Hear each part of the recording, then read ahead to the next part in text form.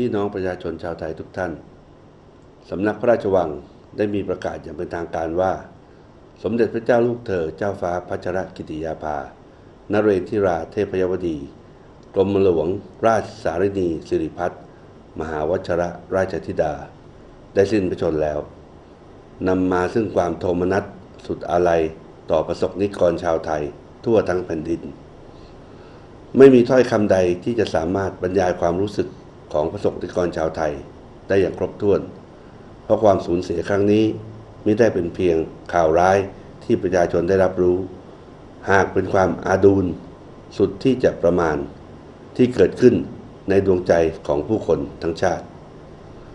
ด้วยสมเด็จพระเจ้าลูกเธอเจ้าฟ้าพัชรกิติยาภาทรงเป็นที่รักเคารพและเทิดทูนของประชาชนทุกหมู่เหล่าทรงเป็นเจ้าฟ้าราชนารีผู้เปี่ยมด้วยพระเมตตาพระปรีชาสามารถและพระจริยวัตรอันงดงามเป็นแบบอย่างแห่งการอุทิศพระองค์เพื่อประเทศชาติและประชาชนตลอดพระชนชีพ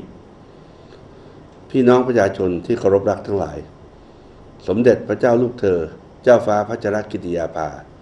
ทรงดำรงพระองค์เป็นขัตติยนารี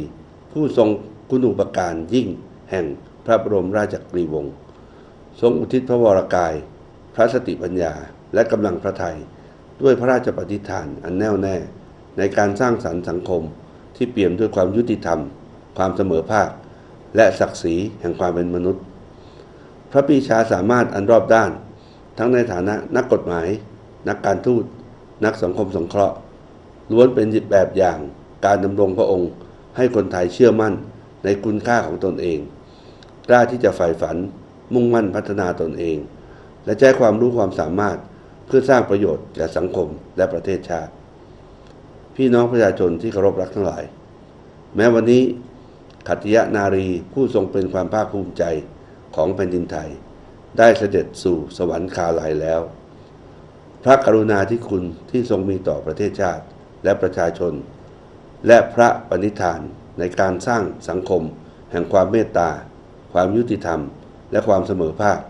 จะยังคงดำรงอยู่เป็นมรดกทางคุณธรรมของชาติเป็นดั่งประกายแสงแห่งเพชรที่ส่องนำทางแก่คนไทยรุ่นแล้วรุ่นเล่าสืบไปในการนี้กระผมขอเชิญชวนพี่น้องประชาชนชาวไทยทุกคนได้ร่วมกันน้อมรำลึกถึงพระกรุณาธิคุณของสมเด็จพระเจ้าลูกเธอเจ้าฟ้าพัชรกิติยาภานเรศทิราเทพยวดีกรมหลวงราชสารินีสิริพัฒน์มหาวชรราชธิดาด้วยการตั้งมั่นอยู่ในความดีการมีเมตตาต่อกันการช่วยเหลือผู้ด้อยโอกาสและการทำคุณประโยชน์เพื่อส่วนรวมอันเป็นคุณค่าที่พระองค์ทรงยึดถือและทรงปฏิบัติเป็นแบบอย่างมาตลอดพระชนชีพเพื่อถวายเป็นกำลังพระราชาฤทัยแด่พระบาทสมเด็จพระเจ้าอยู่หัวและพระบรมวงศานุวงศ์ทุกพระองค์ในห้วงเวลาแห่งความเศร้าโศกนี้กระผมในนามของรัฐบาลข้าราชการและประสบนิกรชาวไทยทั้งในและนอกราชอาณาจักรขอน้อมรำลึกถึงพระกรุณาธิคุณอันล้นพ้นหาที่สุดไม่ได้ขอให้พระเกียรติคุณพระจิรยวัตรและพระกรุณาธิคุณสถิตเป็นมิ่งขวัญเป็นแสงสว่างแห่งเพชรในดวงใจของปวงชนชาวไทยตราบกาลนิรันดร์